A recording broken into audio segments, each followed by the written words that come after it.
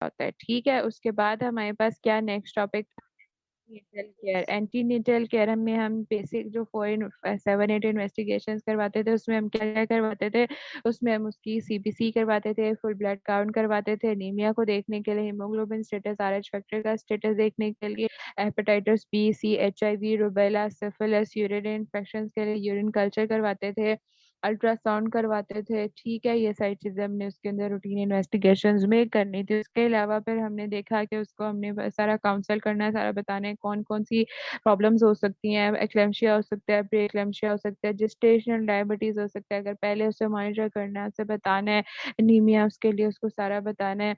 ठीक है, और उसके बाद जो है फिर हमने प्री पोस्ट जो प्री नेटल डायग्नोसिस थे उसके हमने 3 पढ़े थे। एक हमने कोरियोनिक वेलस सैंपलिंग पढ़ी थी जो कोरियन से होती है, फिर एमनियोसेंटेसिस जो एमनियन से होती है, और कॉर्डोसेंटेसिस जो अम्बिलिकल कॉर्ड से होती है। ये दोनों जो है लास्ट वाले 14 वीक्स ऑनवर्ड्स कर सकते हैं, और जो कोरियोनिक वेलस सैंपलिंग है वो 11 वीक्स ऑनवर्ड्स कर सकते हैं। यही पढ़ा था जी हमने। अच्छा, ये सारी हम क्यों करते हैं? कैरियोटाइपिंग स्क्रीनिंग जेनेटिक एबनॉर्मेलिटीज के लिए करते हैं। ठीक है, कोई एबनॉर्मेलिटी, कोई अबॉर्शन, कोई ट्यूमर, कोई उसको पहले से प्रीवियस उसकी हिस्ट्री है अबॉर्शन की, मिसकैरेज की, या उसकी down syndrome, Klinefelter syndrome, Turner syndrome की। ठीक हो गया। अच्छा, उसके बाद हमने और पढ़ा था, हमने ये पढ़ा था नेक्स्ट लेक्चर में, लेबर। लेबर क्या होता है? स्ट्रॉन्ग पेनफुल यूट्राइन कॉन्ट्रैक्शंस होती हैं till the full cervical dilation, और उसके बाद delivery of the baby, delivery of the placenta and initiation of the lactation. ये 4 कंपोनेंट्स क्या थे लेबर के? उसकी स्टेजेस कितनी थी जी? 3 स्टेजेस थी। मैसेजेस आना बंद हो गए हैं, प्लीज वेक अप। 3 स्टेजेस की। स्टेज में फुल सर्वाइकल डायलेटेशन हो रही थी यूट्राइन कॉन्ट्रैक्शन से। फुल सर्वाइकल डायलेटेशन कितनी होती है? 10 सेंटीमीटर की होती है। नेक्स्ट में क्या था कि फुल सर्वाइकल डायलेटेशन से जो है बेबी की डिलीवरी तक। तीसरे में क्या था? डिलीवरी ऑफ द बेबी से लेकर डिलीवरी ऑफ द प्लेसेंटा तक। ठीक हो गई ये बात। अच्छा, जो हमारे पास डिलीवरी बर्थ जो थी हमारे पास बेबी की, वो किस स्टेज में थी? सेकेंड स्टेज में। फर्स्ट स्टेज के अंदर भी आगे लेटेंट और एक्टिव फेज आता है, इसमें भी पैसिव और एक्टिव फेज आता है। जो पैसिव फेज होता है उसमें मदर का अर्ज नहीं होता, और बेबी जो होता है वो 0 स्टेशन पर नहीं होता। स्टेशन के बारे में अगर हम बात करें तो स्टेशन 0 स्टेशन क्या होता है? ऐसा स्टेशन जो इशियल स्पाइन के ऊपर होता है। अगर उससे ऊपर होगा तो इसका मतलब है अभी बाहर बेबी आने के लिए तैयार नहीं है, वो प्लस स्टेशन कंसिडर होगा। अगर नीचे की तरफ होगा तो इसका मतलब कि वो बाहर आने के लिए तैयार है, इसको हम कहते हैं शो। यानी अगर हम वजाइनल एग्जामिनेशन करें तो उसके अंदर हम बेबी का हेड पैल्पेट कर सकते हैं इशियल स्पाइन से नीचे। ठीक हो गया। फिर डिपेंडिंग अपॉन ये कितने होते हैं, 1 2 3 4 5 तक होते हैं। ठीक है, फिर हमने लाई भी पढ़ा था। लॉन्गिट्यूडनल लाई होता है, ट्रांसवर्स लाई होता है। ठीक है, फिर हमने पोजीशंस पढ़ी थी उसकी, एक ट्रांसवर्स थी, एक ओब्लिक थी, और एक जो है लॉन्गिट्यूडनल थी। फिर हमने ये पढ़ा था कि बेबी जो है उसकी ये जो सेफेलिक और वर्टेक्स, ये पोजीशंस थी उसकी। ठीक है। अच्छा, उसके अलावा ये मैंने आपको डेफिनेशंस भी याद करवाई थी लाई की और पोजीशन की, और ये सारी। और हमने क्या पढ़ा था जी इसके अंदर? और हमने पेल्विस की टाइप्स भी पढ़ी थी। एक होती है इनलेट, आउटलेट और मिडलेट। और पेल्विस के जो सबसे मोस्ट अप्रोप्रिएट जो मदर्स के लिए होता है वो कौन सा पेल्विस होता है? गायनोकॉइड पेल्विस होता है। और भी 3 टाइप्स होती हैं पेल्विस की, एक एंथ्रोपॉइड होती है, एक प्लेटिपॉइड होती है, और एक एंड्रॉइड पेल्विस होती है। ठीक हो गया। ऑब्स्ट्रक्टेड लेबर किस में होती है? मेरा ख्याल है प्लेटिपॉइड पेल्विस में, क्योंकि वो ऐसे प्लेटेड टाइप शेप होता है। ठीक हो गया। और हमने फिर स्टेजेस में हमने पढ़ा था कि सेकेंड स्टेज के अंदर जो होता है वो बेबी की डिलीवरी होती है। उसके आगे हमने मैकेनिज्म पढ़ा था। उस मैकेनिज्म में हमने सबसे पहले क्या पढ़ा था जी? के उसके अंदर इंगेजमेंट होती है, डिसेंट होता है, फ्लैक्शन होती है, इंटरनल रोटेशन होती है, एक्सटेंशन होती है, इंटरनल रोटेशन होती है, रेस्टिट्यूशन और एक्सटर्नल रोटेशन, फिर डिलीवरी ऑफ द शोल्डर्स और delivery of the rest part of the baby. ठीक है। अच्छा, अब उसके बाद हमने ये पढ़ा था कि जो प्लेसेंटा होता है वो कितने मिनट्स तक डिलीवर होता है, और फिजियोलॉजिकली कितने मिनट्स तक? एटलीस्ट 15 to 30 मिनट्स उसका नॉर्मल टाइम होता है, और अप टू 1 आवर जो है फिजियोलॉजिकल टाइम होता है। ठीक हो गया। एक मैंने आपको AFI का बताया था। AFI क्या होता है? amniotic fluid index. amniotic fluid index का क्या मतलब है? के जो यूट्रस के 4 पाउचेस होते हैं उसके अंदर उसको हम कैलकुलेट करते हैं इस तरह से, प्यारे प्यारे से पाउचेस बने होते हैं, उसको एमनियोटिक फ्लूइड कैलकुलेट करते हैं। अगर वो एमनियोटिक फ्लूइड 20 से 25 सेंटीमीटर के दरमियान है, सेंटीमीटर्स में कैलकुलेट करते हैं तो इसका मतलब है नॉर्मल है। अगर उससे कम है तो ओलिगोहाइड्रोमिनोज, अगर उससे ज्यादा है तो पोलीहाइड्रोमिनोज। ठीक हो गया। फिर हमने स्टेजेस ऑफ लेबर के साथ उसकी एबनॉर्मेलिटीज की थी, डिपेंडिंग अपॉन अगर फर्स्ट स्टेज में है तो उसकी क्या एबनॉर्मेलिटी हो सकती है एबनॉर्मल लेबर के, उसको यूट्राइन कॉन्ट्रैक्शंस क्यों नहीं हो रही, क्योंकि उसकी कोई यूट्राइन एबनॉर्मेलिटी है, यूरिनरी इन्फेक्शन है, फाइब्रो है, पीआईडी है। और अगर सर्वाइकल डायलिटेशन नहीं हो रही तो उसका सर्विक्स शॉर्ट है, सर्विक्स की कोई सर्जरी हुई हुई है, मदर शॉर्ट है, बेबी जो है वो बड़ा है, ये सारी चीजें इस वजह से उसकी सर्वाइकल डायलिटेशन नहीं हो रही। फिर जो उसका सेकंड स्टेज थी उसकी एबनॉर्मेलिटी में क्या क्या आ सकता है कि उसके अंदर बेबी की बर्थ नहीं हो रही, ऑब्स्ट्रक्टेड हो रही है, या कोई eclampsia pre eclampsia pre term है, फुली मेच्योर नहीं है, रेडी नहीं है, ये चीजें। थर्ड चीज में क्या हो सकता है कि प्लेसेंटा की डिलीवरी के अंदर कोई भी कॉम्प्लिकेशन आ सकते हैं, डिलेड हो सकता है, या उसके साथ जो है वो यूट्रस भी जो है उसकी भी कॉम्प्लिकेशन हो सकती है, हिस्टेक्टोमी करनी पड़ सकती है। ये सारी एबनॉर्मेलिटीज हमने साथ की थी। फिर उसके बाद हमने नेक्स्ट क्या पढ़ा था जी, स्टेजेस ऑफ लेबर पढ़ ली थी, उसके बाद मैकेनिज्म पढ़ लिया था, इंट्रोडक्शन पढ़ लिया था, उसके बाद हमने ये पढ़ा था, कोई बताएगा? उसके बाद हाँ, पैसेज पैसेंजर और पावर वाली बात, बिल्कुल ये भी मसला है। उसके बाद हमने प्री टर्म लेबर पढ़ा था, जो उससे पहले हो जाती है, किस किस वजह से हो सकती है, मल्टीपल प्रेगनेंसी की वजह से हो सकती है, मल्टी ग्रेविडा की वजह से हो सकती है, ट्विन प्रेगनेंसीज की वजह से हो सकती है, PID, fibroid track infection, bacterial vaginosis, कोई स्मोकिंग करती है, अल्कोहल लेती है, कोकेन लेती है, प्रीवियस हिस्ट्री है उसकी उसकी प्री टर्म की। फिर उसके बाद इसको हम कंट्रोल किस तरह से कर सकते हैं, उसको टोकोलिटिक ड्रग्स देंगे जिसमें मैग्नीशियम सल्फेट देंगे, कॉर्टिकोस्टेरॉइड्स देंगे, कैल्शियम चैनल ब्लॉकर्स भी दे सकते हैं, प्रोस्टाग्लैंडिन्स भी दे सकते हैं। ठीक है, उसके बाद जो है फिर अगर डिलीवरी हो रही है, उसको बचा नहीं सकते, लेबर कॉन्ट्रैक्शंस आनी शुरू हो गई, यूट्राइन कॉन्ट्रैक्शन स्ट्रॉन्ग है, तो फिर सबसे पहले call for help, call for help के बाद जो है वो बताने हैं, पेडियाट्रिशियन को कॉल करनी है, एनआईसीयू न्यूनेटल आईसीयू को कॉल करनी है, उन सबको रेडी करना है, फिर देखना है इमरजेंसी सी सेक्शन करने की जरूरत है या फिर जो है वो फोर्सेप डिलीवरी है, डिपेंडिंग अपॉन। और अगर सीटीजी के ऊपर फीटल कार्डिक एक्टिविटी नहीं आ रही तो फिर इररिस्पेक्टिव ऑफ द जेस्टेशन हमने फॉरेन से जो है वो सी सेक्शन करना है। कल हमने पढ़ा था जी प्लेसेंटा प्रीविया और प्लेसेंटल अब्रप्शन। प्रीविया और अब्रप्शन में से मुझे बताओ कि जो पेनलेस कौन सा होता है और पेनफुल कौन सा होता है? प्रीविया पेनलेस होता है और ये पेनफुल होता है। इसके अंदर ब्लीडिंग ज्यादा होती है, इसके अंदर ब्लीडिंग कम होती है। इसकी हमने 3 टाइप्स पढ़ी थी, इसकी हमने 2 टाइप्स पढ़ी थी, एक कंसील्ड और एक रिवील्ड इंटरनल या एक्सटर्नल हेमरेज। इसके अंदर पार्शियल, मार्जिनल और कंप्लीट पड़ा था। ठीक है, जो मार्जिनल होता है वो लेस कॉम्प्लिकेटेड होता है, जो पार्शियल होता है वो भी लेस, उन दोनों में वेजाइनल डिलीवरी हो सकती है, लेकिन जो कंप्लीट होता है उसके अंदर वेजाइनल डिलीवरी नहीं हो सकती, क्योंकि इंटरनल ऑस के ऊपर जो है पूरे उसको कवर किया होता है उसने। इसके अंदर एक कंसील्ड है और रिवील्ड भी होती है, वो ज्यादा पेनफुल होती है, उसमें सॉफ्ट, सॉरी उसमें हार्ड और टेंडर जो है वो यूट्रस होता है, इसके अंदर सॉफ्ट और नॉन टेंडर होता है। इस ये जो है ये अल्ट्रासाउंड के ऊपर नजर आता है, लेकिन ये ब्लीडिंग से और सॉफ्ट और हार्ड हार्ड और टेंडर से हमें पता चल जाता है।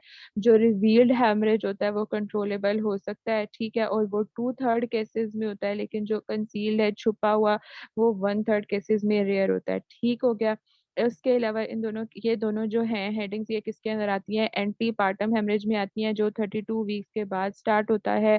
ठीक हो गया। और इसकी फर्स्ट मेजर जो उसकी कॉम्प्लिकेशन क्लिनिकल फीचर क्या है? Vaginal bleeding. ठीक हो गया। इसके साथ हमने अगर, और ये प्लेसेंटा से रिलेटेड है, और जो बेबी से रिलेटेड है, फीटल से रिलेटेड है, उसे हम कहते हैं वेजा प्रीविया।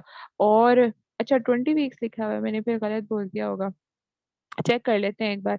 उसके बाद जो वेजा प्रीविया था वो फीटल की वजह से आता है, उसके अंदर क्या होता है? रप्चर होती है प्लेसेंटल साइड, फीटल साइड के ऊपर जो है ना प्लेसेंटा का, उसकी वजह से क्या होता है कि फीटल जो है कार्डिक एक्टिविटी कॉम्प्रोमाइज हो सकती है। और मैंने कल एक आपको एमसीक्यू भी बताया था कि अगर इस दौरान में फीटस की डेथ होगी तो वो किस वजह से होगी? हाइपोवोलीमिया की वजह से होगी। फिर उसके अलावा उसके बाद मेटर्नल कॉजेज आते हैं। और जो पोस्टमार्टम होता है वो भी 2 टाइप्स का होता है, प्राइमरी होता है शायद, और सेकेंडरी पोस्टमार्टम होता है। प्राइमरी होता है वो किस ड्यूरेशन का होता है जी? 42 मेरा ख्याल है। हाँ बिल्कुल, 24 आवर्स। ठीक है, और सेकेंडरी किसका होगा जी? सारा कुछ मैंने ही बताना है। हाँ बिल्कुल, 24 आवर्स से लेकर 6 वीक्स तक। टाइम देख लें, 15 मिनट में हमने 6 लेक्चर्स रिवाइज़ कर लिए हैं, ठीक है? चलें जी, बिस्मिल्लाहिर्रहमानिर्रहीम अपना स्टार्ट करते हैं। आज का लेक्चर ब्रीच डिलीवरी आप लोगों को, बहुत से बच्चों को पहले से पता है, हमने सिर्फ़ उसे रिवाइज़ करना है। ये मेरे कुछ टिप्स हैं आप लोगों के लिए जाने से पहले कि अगर आप लोग कभी थक जाओ, आप लोगों को इसका समझ नहीं आ रही, तो कभी भी अपने आप को क्विट नहीं करना। ये नहीं सोचना कि बस अब पढ़ाई छोड़ देनी है, रेस्ट करना सीखो, ब्रेक लेना सीखो, अपने आप को टाइम देना सीखो, ना कि डिप्रेशन और इन सबको गले लगाना सीखो, ठीक है? चलें जी, ब्रीच प्रेज़ेंटेशंस क्या होती हैं? सबसे पहले तो मुझे उसकी डेफिनेशन बताएँ। ब्रीच प्रेज़ेंटेशन की कि अगर नॉर्मल प्रेज़ेंटेशन उसकी क्या होगी? सेफलिक। सेफलिक का क्या मतलब है कि बेबी का हेड जो है वो डाउनवर्ड्स होगा और उसकी जो एब्डोमिनल पार्ट्स और लेग्स हैं वो ऊपर होंगी, ठीक है? लेकिन अगर ऐसा नहीं होता, इससे ऑपोज़िट हो जाता है, लाई उसका कोई और हो जाता है, हम उसे कहते हैं ब्रीच प्रेज़ेंटेशन, ठीक है? ब्रीच प्रेज़ेंटेशन में बिल्कुल अदर देन सेफलिक उसके आगे से टाइप्स हैं। जब फीटल बटक्स जो हैं वो lower part of the uterus के ऊपर हो, ठीक है? और ये जो है इसके आगे कितनी टाइप्स आएँगी हमारे पास 3 टाइप्स आएँगी जो आपने मुझे पहले ही बता दी हैं एक्सटेंडेड या फ्रैंक, फ्लेक्स्ड और फुटलिंग। फुटलिंग में क्या होगा एक जो है वो फ्लेक्स्ड होगा और दूसरा वाला एक्सटेंडेड होगा। इसमें दोनों हिप्स भी फ्लेक्स्ड हैं और फुट भी लेग्स भी फ्लेक्स्ड हैं। इसके अंदर जो है हिप्स फ्लेक्स्ड हैं लेकिन लेग्स एक्सटेंडेड हैं। ठीक है? ये समझ आ गई है प्रेज़ेंटेशन बॉयज़ को, कासिम को और हमज़ा को समझ आ गई है? हमज़ा खामोश रहने वाले बंदे हैं या हमज़ा को अच्छा नहीं लगता कि मैं उनको बुलाऊँ, उनसे बातें करूँ? ठीक है? चलें समझ आ गई ये प्रेज़ेंटेशंस पहले भी हमने पढ़ी हुई हैं। अच्छा, अब मुझे बताएँ कि इन प्रेज़ेंटेशन के रिस्क फैक्टर्स क्या-क्या हो सकते हैं जो हमने पढ़े थे? क्या हो सकता है? अगर तो उसका ओलिगोहाइड्रोमिनोज़ है, पॉलीहाइड्रोमिनोज़ है, इसका क्वेश्चन इसी तरह ही आएगा आयशा के रिस्क फैक्टर्स क्या-क्या हो सकते हैं, टाइप्स क्या होती हैं? तो रिस्क फैक्टर्स क्या होंगे? बिल्कुल ऑब्स्ट्रक्टेड लेबर, कोई यूट्राइन एब्नॉर्मैलिटी है, फाइब्रॉइड्स हैं, ओलिगोहाइड्रोमिनोज़ है, पॉलीहाइड्रोमिनोज़ है, ये तो मैटरनल फैक्टर्स हैं। फीटल फैक्टर्स क्या हो सकते हैं? मल्टीपल जेस्टेशन है, ट्विन प्रेगनेंसी है, एनेन्सेफली है, हाइड्रोसेफलस है, ठीक है? अच्छा, इसका डायग्नोसिस हम किस तरह से करते हैं? पहले तो हम क्लिनिकली देखेंगे, अल्ट्रासाउंड के ऊपर देखेंगे, ठीक है? उसको देखेंगे उसके बॉडी को उसका अल्ट्रासाउंड के ऊपर सारा एग्ज़ामिनेशन हमें पता चल जाता है, बिल्कुल, ठीक है? और उसके बाद फिर हम उसका लाए देखेंगे और उसका लाए देखने के बाद उसको देखेंगे कि कौन-सी टाइप के ऊपर आता है, ठीक है? कोई मसला इतनी-सी बात है। हाँ, बिल्कुल, लास्ट स्कैन पे पता चलेगा फाइनली, बिल्कुल ठीक कह रही हैं, ठीक है? अब हमारे पास है कि ब्रीच डिलीवरी को किस तरह से जो है वो डिलीवर करना है। ईदर उसको सीधा कर लेना है या सी सेक्शन करना है। तो बहुत सी जगहों पर इसको सीधा किया जाता है और उसके ज़्यादा चांसेस होते हैं कोई बात नहीं, उसके ज़्यादा चांसेस होते हैं कि उसको सीधा किया जाए और उसको सी सेक्शन से बचा जाए। ठीक है? तो वो हम पढ़ेंगे कि किस तरह से सीधा करते हैं, उसका नाम है ईसीवी जिसको कहते हैं एक्सटर्नल सेफलिक वर्जन यानी एक्सटर्नल का मतलब कि बाहर से मैन्युअली और सेफलिक का मतलब उसकी पोज़ीशन को सीधा करना, सेफलिक पोज़ीशन करना, हेड को डाउन करना और वर्जन का मतलब वर्जन, ठीक है? हाँ, बिल्कुल होता है लेकिन इसके लिए बहुत ट्रेन्ड स्टाफ चाहिए, ठीक है? अच्छा, अब उसके बाद चलते हैं एक्सटर्नल सेफलिक वर्जन होता कैसे है? करें स्टार्ट? चलें, अब इसके अंदर ये होता है कि ये देखो आइडियली तो जो होता है हेड नीचे होता है, टाँगें ऊपर होती हैं और उसका हमने प्रोसीजर पढ़ लिया सारा कि किस तरह से वो डिलीवर होता है। लेकिन अब इसका हेड है ऊपर और टाँगें हैं नीचे। अब ये देखो, ये क्या कर रही है, ये हमारे हैंड्स हैं और एक बात मुझे बताएँ कि हमें किस तरह पता चलेगा कि हम हेड को मूव कर रहे हैं? कोई दिमाग से मुझे इंटेलिजेंट आंसर करेगा कि इसके साथ हमें कुछ लगाना भी पड़ेगा? कोई इंटेलिजेंट आंसर? जिससे हम देखें कि बेबी का हेड मूव कर रहा है सही या नहीं और अब कौन-सी पोज़ीशन में एक्सीलेंट, वेरी गुड। मैं बॉयज़ से भी इंटेलिजेंट आंसर एक्सपेक्ट कर रही हूँ। प्लीज़ बॉयज़ मेरी नाक ना कटवाओ। शाबाश! Excellent, thank you Hamza, thank you so much. आपका जवाब हमारे लिए बहुत अहम था। ठीक है, नहीं आपका भी थैंक यू। ठीक है, चलें अब इसमें क्या होता है, अल्ट्रासाउंड गाइडेड जो है ना, हम इसको करते हैं। ठीक है, पहले प्रोसीजर समझ लें आयशा, फिर हम देखते हैं। ठीक है, सारा बताऊंगी, टेंशन नहीं लेनी। अच्छा, अल्ट्रासाउंड गाइडेड हम इसको इसलिए देखते हैं कि हमें पता चल सके फीटल की पोजीशंस के बारे में। तो इसको थोड़ा सा पहले इसको रोटेट करेंगे, या इस तरफ या इस तरफ। ठीक है, अब इसको रोटेट किया, रोटेट करके इसको कौन से पोजीशन के ऊपर, कौन से लाई के ऊपर लेकर आए। ये कौन सा लाई है, कौन बताएगा मुझे, पढ़ा भी है हमने, ट्रांसवर्स लाई। तो ये हमारा फर्स्ट पॉइंट, ये सेकंड और ये थर्ड। अब ट्रांसवर्स लाई है, अब हमने फिर देखना है उसको, या तो ये इस तरफ आएगा या इस तरफ आएगा। ठीक है, फिर हमने अल्ट्रासाउंड के ऊपर देखना है कि अब उसका हेड किस तरफ है। फिर हम उसके हेड को कहाँ लेकर आएंगे, नीचे की तरफ। इसके अंदर हमने किन किन चीजों का ख्याल रखना है, एक तो हमने कॉर्ड का ख्याल रखना है कि कॉर्ड ट्विस्ट ना हो जाए। ठीक है, दूसरा हमने बेबी के हेड का ख्याल रखना है, उससे कोई इंजरी ना हो जाए। और तीसरा हमने मदर का भी ख्याल रखना है। ठीक है, समझ आ गई। इतनी सी बात है, पता नहीं इतनी बड़ी परेशानी बनाई होती है कि एक्सटर्नल सेफलिक वर्जन है क्या, एक्सटर्नल सेफलिक वर्जन है क्या। मुश्किल लगता है ना तुम लोगों को, अब मुश्किल लग रहा है। सबसे पहले क्या किया, अल्ट्रासाउंड लगाई। अच्छा, अल्ट्रासाउंड लगाने के बाद क्या किया कि उसका जो हेड है उसको पुश किया फॉरवर्ड, फॉरवर्ड पुश करके उसको रोल किया, रोल करके उसको ट्रांसवर्स लाई में लेकर आए। फिर ट्रांसवर्स लाई में लाने के बाद उसे और थोड़ा सा रोल किया, इस तरफ से लेकर आए, उसका हेड डाउन कर दिया। और इसके अंदर, अच्छा प्रैक्टिकली नहीं देखा ना इसलिए, अच्छा इसके अंदर आपने एक चीज का ख्याल रखना है कि आपने एक्सेसिव फोर्स नहीं लगानी। एक्सेसिव फोर्स से डैमेज हो सकता है, कॉर्ड को डैमेज हो सकता है, हेड को, क्योंकि बेबी होता है ना, उसकी अभी डेवलपिंग एज होती है, उसके अभी बोन्स भी पूरी तरह से डेवलप नहीं होते, जिस तरह हमने मोल्डिंग में पढ़ा था। इसलिए which I think it should be done very much, C section काम करें। पता नहीं क्या कह रहे हो आप, समझ नहीं आ रही। हाँ, आराम आराम से करना पड़ता है, लेकिन इससे सी सेक्शन से बच जाता है, जिसके अंदर उसके मदर के जो मसल्स होते हैं वो सारी जिंदगी के लिए टीयर हो जाते हैं, जो कि फिर कभी वो नहीं होते। फिर उसके जितने भी आगे बेबीज होते हैं वो सी सेक्शन से ही होते हैं और उसको करवाने पड़ते हैं। ठीक है, ये देखो ये इस तरह से होता है। ये देखो ये जेल लगी हुई है, जेल साथ साथ वो मॉनिटर कर रहे हैं उसको अल्ट्रासाउंड से। ठीक है, और ये हैंड्स हैं, 2 हैंड्स होते हैं एटलीस्ट। ठीक है, उसको बेबी का ये हेड है, इसको नीचे की तरफ लेकर आ रहे हैं। ठीक है, हाँ बिल्कुल सही कह रही हैं आपके, सी सेक्शन को हमें मैक्सिमम अवॉइड करना चाहिए। ये एक और है 3 प्रोसेसेस का उन्होंने दिखाया हुआ स्टेप तक कि आपको अगर समझ नहीं आ रही तो आ जाए। पहले उसको मूव किया इस तरफ या उस तरफ, फिर उसके बाद उसको जो है वो ट्रांसवर्स में लेकर आए, और फिर उसके बाद अब इसका हेड अगर यहाँ पे है तो इधर से बेशक इधर ले आओ या इसको ऊपर ले जाओ। ठीक है, दोनों तरीके से हेड नीचे की तरफ आएगा।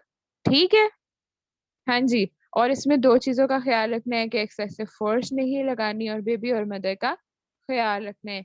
ये भी वही चीजें हैं जो मैंने आपको बताई हैं। ठीक है, अब प्रोसीजर एक्सप्लेन करने की तो जरूरत नहीं है मुझे, याद हो गया क्या प्रोसीजर है, जुबानी बता सकते हो क्या प्रोसीजर है। इसमें क्या होता है, repositioning of the uterus to convert breech to the cephalic. ठीक है, हेड इंगेज क्यों नहीं करना बेबी का, हेड इंगेज हम नहीं करते, हेड इंगेज खुद होता है, यूट्राइन कॉन्ट्रैक्शन से होता है। बेबी का जो जब फुल सर्वाइकल डायलेटेशन होगी तब उसका हेड खुद उसमें आके जो है वो लगेगा। ठीक है, हमने सिर्फ उसको ऐसे ही छोड़ देना। ठीक है, फिर हम उसको देखेंगे कि जो है वो हो रहा है या नहीं, फिर उसको आगे पूरा खुद ही गई सारा प्रोसीजर्स करने हैं उसने, मदर ने, और नेचुरली सारे प्रोसीजर्स हो गए। हमारा सिर्फ इतना काम है कि हम हेड को नीचे ले आए। ठीक है, ईसीवी में कॉर्ड अराउंड नेक नहीं आ सकती, बिल्कुल नहीं। मैंने ये बात स्टार्ट में आपको बताई है कि हमने इस चीज का ख्याल रखना है, हमने कॉर्ड को बचाना है, उसकी ट्विस्टिंग को बचाना है, उसको अराउंड नेक, ये सारी चीजें। इसीलिए तो हम अल्ट्रासाउंड गाइडेड कर रहे हैं कि हमें पता चल सके कि हम प्लेसेंटा, कॉर्ड, इन सब चीजों का ख्याल रख रहे हैं कि नहीं। ठीक है, चलें। उसके बाद हमारे पास एक क्या रैशनल है इसका जी, के वही कि उसकी लाइकलीहुड करवाई जा सके स्पॉन्टेनियस वेजाइनल डिलीवरी, उसे सी सेक्शन से बचाया जा सके। प्रोसीजर में जो आपने मुझसे पूछा था टोकोलिटिक्स क्यों देते हैं यूट्राइन और एब्डोमिनल वॉल मसल्स को रिलैक्स करने के लिए, ठीक है, ताकि ये प्रोसीजर आसानी से हो सके। अब समझ आ गई? बाकी प्रोसीजर मैंने आपको बता दिया। And yes, very important, CTG साथ आपने मॉनिटर करते रहने हैं, उसकी फीटल हार्ट मॉनिटरिंग आपने बहुत जरूरी है साथ करते रहनी है, ठीक है। अगर इसी तरह करते रहोगे, फीटस की मॉनिटरिंग नहीं करोगे हार्ट की, तो क्या होगा? डेथ हो सकती है फीटस की, है कि नहीं? ठीक है। और इस सिचुएशन में अगर खुदा ना खास्ता उसकी फीटल हार्ट रेट कॉम्प्रोमाइज होनी शुरू होगी, तो फिर आप क्या करोगे? कंटिन्यू करोगे अपना ये मैन्यूवर, या फिर उसका सी सेक्शन करोगे? स्टॉप करेंगे। और क्या करेंगे? C section. ठीक है। हाँ जी, ईसीवी समझ आ गई है? परेशानी तो नहीं? आसान, अगर ईसीवी को एक लाइन में डिफाइन करना हो तो ऐसे कर सकते हैं। जिससे नहीं समझ आई, ठीक है, जिससे नहीं समझ आई उसे इससे समझ आ जाएगी। बहुत अच्छी मुझे ये तस्वीर लगी थी। ठीक है, चलो। अब कॉन्ट्रा इंडिकेशंस क्या होते हैं एक्सटर्नल सेफलिक वर्जन के, किन किन में हम जो है इसको नहीं कर सकते? प्लेसेंटा प्रीविया हो तो, पॉलीहाइड्रोमिनोस, ओलिगोहाइड्रोमिनोस, कोई प्रीवियस सी सेक्शन है तो इस दफा भी C section. Yes, very important university question Ayesha. Multiple gestation है, ट्विन प्रेगनेंसीज हैं, या उसके अलावा थ्री उसके अंदर हैं बच्चे, या दो हैं, तो उसकी वजह से फिर हमारे लिए मुश्किल होगा, हमें नहीं पता चलेगा। एक की कॉर्ड सीधी करेंगे, दूसरी की खराब हो सकती है, ट्विस्ट हो सकती है, रप्चर हो सकती है, ठीक है। और अगर प्री एक्लेम्पशिया की पेशेंट है तो, ठीक है। याद हो गए इसके रिस्क फैक्टर्स या कॉन्ट्राइंडिकेशंस? और अब इसके रिस्क क्या क्या हो सकते हैं एक्सटर्नल सेप्टिक वर्जन करने के? प्लेसेंटल एब्रप्शन हो सकती है, pre mature rupture of membranes जो आपने मुझे बताया, कॉर्ड एक्सीडेंट हो सकता है, ट्विस्ट हो सकती है अराउंड द नेक हो सकती है, रीसस डिजीज हो सकती है, और एक्सटेंडेड नेक हो सकती है। ठीक है, किसकी नेक एक्सटेंडेड होगी? कौन बताएगा मुझे किसकी नेक एक्सटेंडेड होगी? बेबी की। ठीक है, वेरी गुड। मैंने कहा शायद कहो मदर की है। अच्छा, फीटस जो होता है ना तब तक होता है 3 मंथ तक, जिस तरह से वो बड़ा होना शुरू हो जाता है फिर हम उससे जो है वो बेबी कहते हैं। ठीक है। कुलसुम कह रही है मदर की। रिसर्च डिजीज कैसे होगी? देखो, आरएच फैक्टर होता है ना, अगर मदर पॉजिटिव है बेबी नेगेटिव, या मदर नेगेटिव है बेबी पॉजिटिव है, तो हो सकता है कि उसकी मेम्ब्रेन्स या कुछ इस तरह से रप्चर हो जाए, और उसकी वजह से उसकी प्लेसेंटल सर्कुलेशन से मदर सर्कुलेशन में ब्लड चला जाए और मिक्स हो जाए, उसकी वजह से फिर फॉरन से एरिथ्रोब्लास्टोसिस फर्टाइलस उधर बेबी को होगा, और मदर को भी फॉरन बॉडी रिएक्शन होगा, और रिसर्च डिजीज होगी। ठीक है, चले जी। नेक्स्ट, ये हमारा टॉपिक में नहीं थे, लेकिन मैंने कहा चले आपको परेशानी है तो पढ़ा दूं। ठीक है, ये 3 मैनूवर्स हैं, ये भी इसी तरह ही यूज होते हैं वेजाइनल डिलीवरी के अंदर। ठीक है, कुछ टेक्निक्स हैं। पिन्यार्ड्स मैनूवर एक मैनूवर होता है, उसमें क्या होता है? उसमें क्या होता है, ये देखो, ये इस तरह से लेग्स होती हैं एक्सटेंडेड, इनको हमने बाहर निकालना होता है। ये देखो ना, अब इसको एक लेग एक्सटेंडेड है और एक लेग फ्लेक्स्ड, ठीक है। तो हम इसके अंदर क्या करेंगे? कोई बताएगा? मेन्यूअर का मतलब होता है बेसिकली कि मैनुअली उसको कोई ऐसी टेक्निक निकालना, टेक्निक जिससे उसकी डिलीवरी में आसानी हो।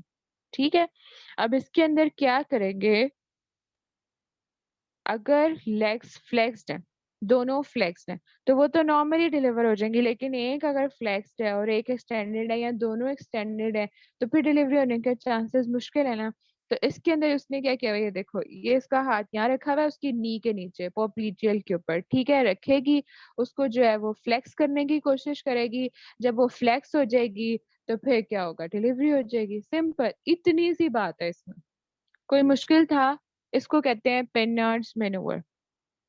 ठीक है, समझ आ गई है पेनार्ड्स मैनूवर क्या होता है और किस कब करते हैं? बॉयज एंड गर्ल्स, नाम लूं फिर बॉयज का? बॉयज गुस्सा ना हो जाए।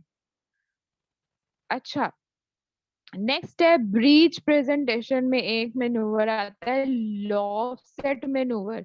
लॉफसेट मैनूवर, अच्छा, एक बच्चा कह रहे जी उसको समझ नहीं आई। देखो, इसके अंदर हमारे पास क्या होता है, नॉर्मली अगर दोनों लेग्स जो है वो फ्लेक्स्ड हो, दोनों लेग्स फ्लेक्स्ड हो, तो नॉर्मल डिलीवरी हो जाएगी। लेकिन अगर दोनों लेग्स एक्सटेंडेड हैं, बहुत इंपॉर्टेंट है रैया, वाइवास में तो टीचर बहुत पूछती हैं, अगर दोनों एक्सटेंडेड हैं, इसके एमसीक्यू एससीक्यू के लिए इतने इंपॉर्टेंट नहीं है, एक्सटर्नल सेफलिक पर्सन ज्यादा इंपॉर्टेंट है। अच्छा, इसके अंदर मैं ये कही थी कि अगर ये दोनों फ्लेक्स्ड हैं तो कोई मसला नहीं है, लेकिन अगर दोनों एक्सटेंडेड हैं तो फिर क्या करना है, हाथ उसके नीचे पॉकेट पर रखना है, ऊपर से उसकी नी को फ्लेक्स करना है, उनको फ्लेक्स करना है और फ्लेक्स करके डिलीवर कर देना है। सिंपल, इतनी सी बात। ठीक है। उसके बाद लॉफसेट मैनूवर क्या होता है?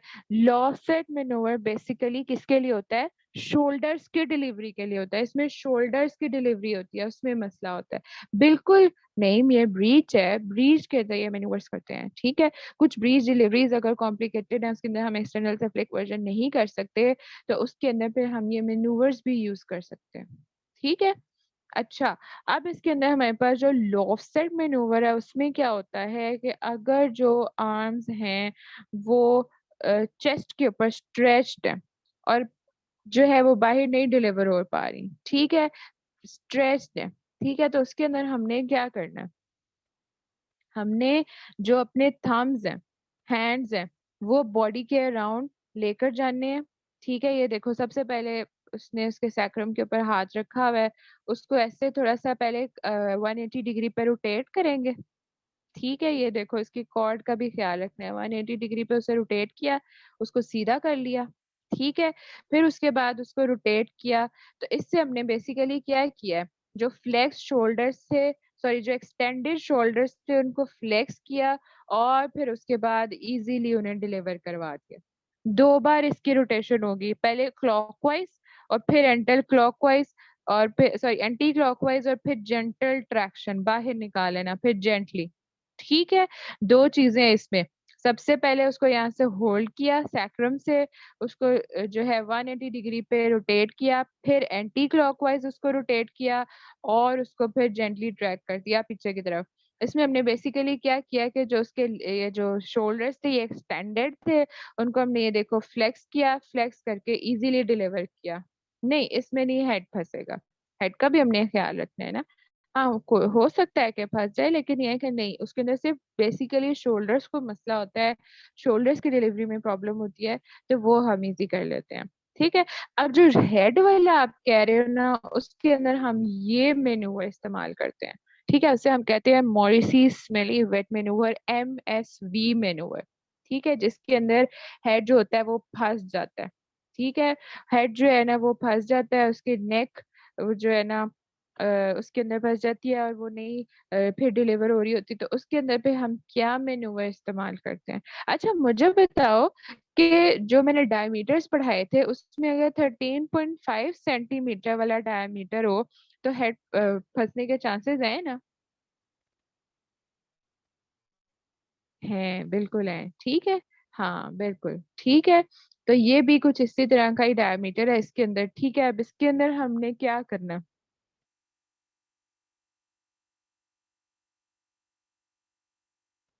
उसका डायमीटर किस तरह कम करेंगे? एक हैंड से उसकी 2 फिंगर से राइट हैंड के ऊपर ओवर दी मैक्सिला, इसको जो है वो नीचे की तरफ लेकर आएंगे। ठीक है, और 2 फिंगर्स जो है बैक के ऊपर लेकर जाएंगे हेड के, ये देखो, ये 2 फिंगर्स उसको फ्लेक्स करेंगे, इधर से उसको फ्लेक्स करेंगे और इधर से आगे उसको कहाँ पर रखेंगे, उसकी चिन के ऊपर। ठीक है, तो इससे क्या हो जाएगा, उसका डायमीटर कम हो जाएगा और इजीली डिलीवरी हो जाएगी। कोई मुश्किल बात थी इसमें?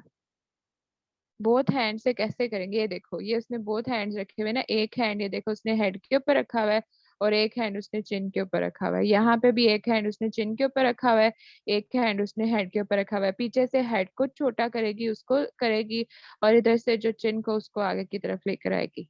ठीक है, बिल्कुल वेल फ्लेक्स स्टेट में लेकर आएंगे। ठीक है।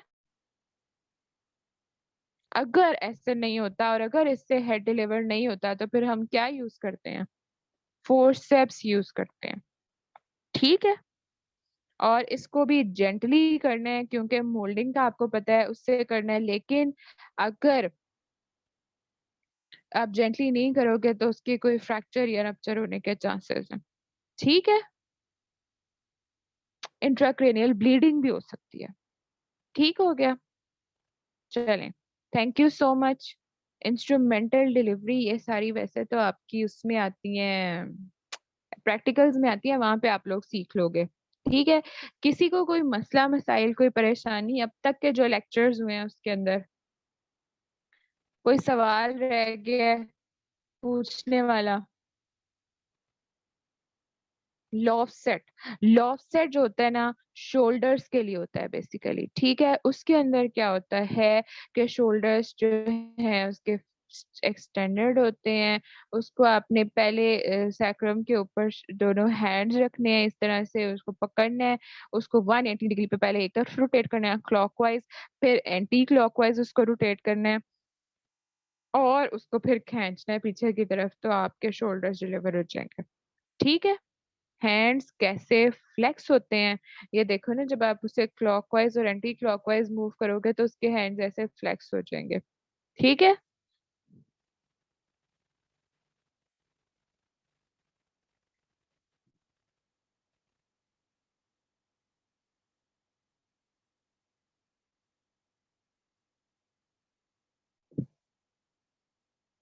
आईयूएल का बता दे।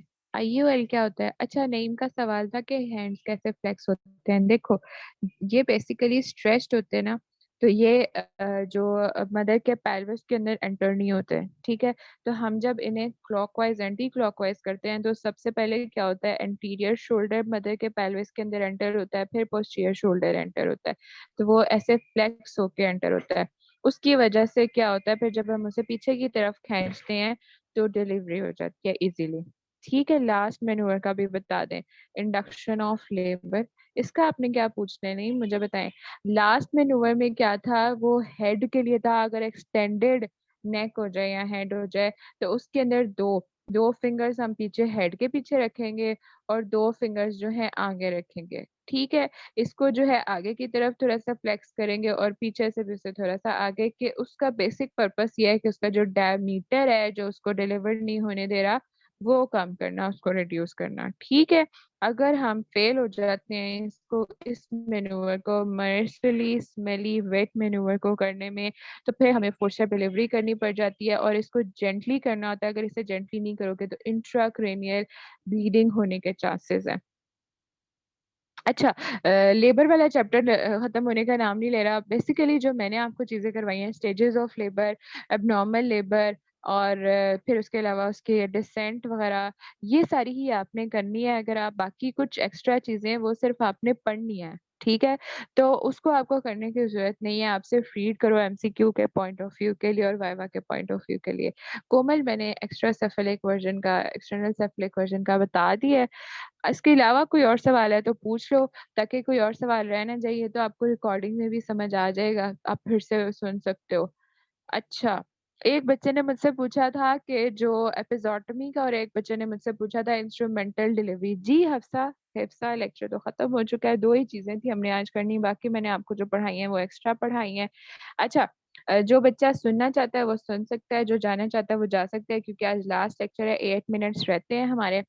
एक बच्चे ने मुझसे पूछा था एपिजोटमी क्या होती है और कब देते हैं। तो बेटा, एपिजोटमी जो होती है वो क्या होती है, सर्जिकल इंसिजन होती है, पेरिनियम पेरिनियल टिश्यूज के ऊपर देते हैं, जो अगर हम ज्यादा दे दें तो उससे पेरिनियल टीयर हो जाते हैं। मोस्ट प्रोबेबली आपने इसमें याद रखना है कि जो मीडियोलेटरल होती है वो ज्यादा यूज होती है, क्योंकि इसके अंदर एनल स्फिंक्टर इंजरी के चांसेस कम होते हैं।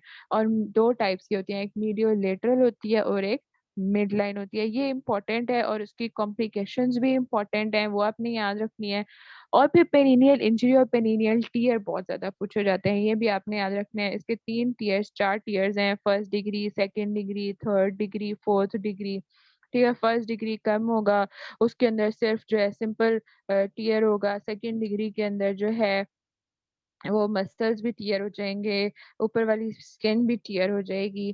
फिर उसके अलावा जो थर्ड और फोर्थ डिग्री है उसके अंदर एक्सटर्नल एनल स्फिंक्टर भी इन्वॉल्व हो जाएगी, इंटरनल एनल स्फिंक्टर भी इन्वॉल्व हो जाएगी, रेक्टल म्यूकोजा भी इन्वॉल्व हो जाएगा। ठीक है। फिर आगे फोर्सेप डिलीवरी आती है, फिर वेंटूज डिलीवरी आती है। फोर्सेप डिलीवरी का मतलब है कि जो फोर्सेप्स के थ्रू हेड जो हम उसको करते हैं, फोर्सेप इन मैन्यूअर्स में देंगे एपिजोटोमी, डिपेंडिंग अपॉन अगर जरूरत पड़ती है तो फिर देते हैं। पहले थोड़ी सी देते हैं फिर ज्यादा, इस तरह करके, ठीक है। आइडियली तो अगर आपके पास ट्रेन स्टाफ हो तो आपको मैन्यूअर्स के बाद जरूरत नहीं पड़ती, लेकिन अगर ना हो और अगर उसकी कॉम्प्लिकेशन आ रही हो तो फिर हमें देना भी पड़ सकती है। अच्छा, और उसके अलावा हमारे पास थी फोर्सेप। फोर्सेप डिलीवरी कब होती है, क्या क्या इसमें हमने फोर्सेप डिलीवरी के क्या इंडिकेशंस है कि हम फोर्सेप डिलीवरी दे सकते हैं। सर्विक्स फुली डायलेटेड होना चाहिए और मेम्ब्रेन रप्चर्ड होनी चाहिए, कंसेंट होना चाहिए, हेड इंगेज होना चाहिए, पैल्पेबल होना चाहिए, एम्प्टी ब्लैडर होना चाहिए। ये सारी चीजें तो मैंने पहले भी कई बार आपको बताई हैं। स्टेशन जो है वो 0 से नीचे होना चाहिए, शियल स्पाइन से नीचे होना चाहिए, ठीक है। फिर फोर्सेप्स डिलीवरी में हम सिम्पसन स्कैपुलम बहुत ज़्यादा यूज़ करते हैं। फिर आपके पास डायग्राम्स भी होंगी फोर्सेप्स डिलीवरी की, और फिर क्या इंडिकेशंस हैं, क्या कॉन्ट्रा इंडिकेशंस हैं, ठीक है। और वेंटूस डिलीवरी क्या होती है, सक्शन से जो होती है, ठीक है। वेंटूस कैप होती है, उससे आप जैसे वैक्यूम की तरह नहीं होता वैसे, ठीक है। उसके आगे टाइप्स आते हैं, मेटल कप होता है, सॉफ्ट कप होता है। अच्छा, हर जगह पे ना लिखा है second stage, second stage, second stage में देनी है, सेकंड स्टेज में देनी है। कोई मुझे बताएगा फर्स्ट स्टेज में क्यों नहीं देनी? कोई इंटेलिजेंट आंसर? क्योंकि फर्स्ट स्टेज में तो यार डिलीवरी होनी नहीं होती बेबी की। फर्स्ट स्टेज में तो फुल सर्वाइकल डायलिटेशन होती है, तभी सेकंड स्टेज में हम देते हैं, ठीक है। क्योंकि सेकंड स्टेज में सर्वाइकल डायलिटेशन से डिलीवरी ऑफ बेबी होती है, और अगर आप थर्ड स्टेज का हो तब भी नहीं होती, ठीक है। पोस्टमार्टम में अगर मेडिकल फेल हो जाए देन क्या प्रेफरेंस होती?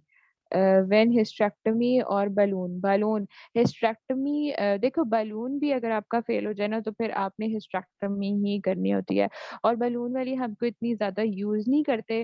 तो अगर तो उसकी फैमिली कंप्लीट है, रश करते हैं, देखते हैं तो उसको, और अगर उसकी फैमिली कंप्लीट नहीं भी है और उसकी कंडीशन ऐसी है तो फर्स्ट प्रेफरेंस बिल्कुल हम वही सारी टेक्निक्स यूज करते हैं। लेकिन अगर उसकी फैमिली कंप्लीट है तो फिर हम सोचे बगैर उसकी हिस्टेरेक्टमी भी कर देते हैं, ठीक है।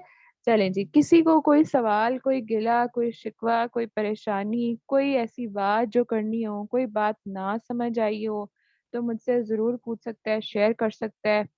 दुआओं में याद रखें, causes of first and second stage के पुअर प्रोग्रेस सेम है लेबर। नहीं, मुझे आपका सवाल नहीं समझ आया, आप मुझसे ग्रुप में भी पूछ लीजिएगा, ठीक है। अच्छा जी, किसी को कोई सवाल, कोई परेशानी? अब तक की ऑब्स याद हो गई है? कोई ऑब्स में मुश्किल तो नहीं अब तक? आज के तो वैसे भी छोटू छोटू से थे टॉपिक्स, ठीक है। दुआओं में याद रखिएगा, कुछ ना समझ आए तो जरूर पूछ लीजिएगा, ठीक है। मैं कोऑर्डिनेटर तो हूँ ही ना आपके साथ स्टिल, तो परेशान नहीं होना, ठीक है। चलें जी, लेबर वाला चैप्टर बहुत बड़ा है। मैंने नहीं, मैं आपसे कहा कि लेबर वाला चैप्टर सारा नहीं करना, उसमें स्टेजेस, मैकेनिज्म, एबनॉर्मल लेबर करना है, बाकी चीजें सिर्फ रीड करनी है। और अगर आप उसे थोड़ा सा समझ के पढ़ोगे तो आप खुद उसको कर सकते हो, आपके लिए ज्यादा प्रॉब्लम नहीं है, ठीक है। हाँ यार, मैं थकी होती हूँ इसलिए मुझे थोड़ा टाइम नहीं मिलता, इसलिए चलो करते हैं। चलो जी, थैंक यू सो मच, अल्लाह हाफिज।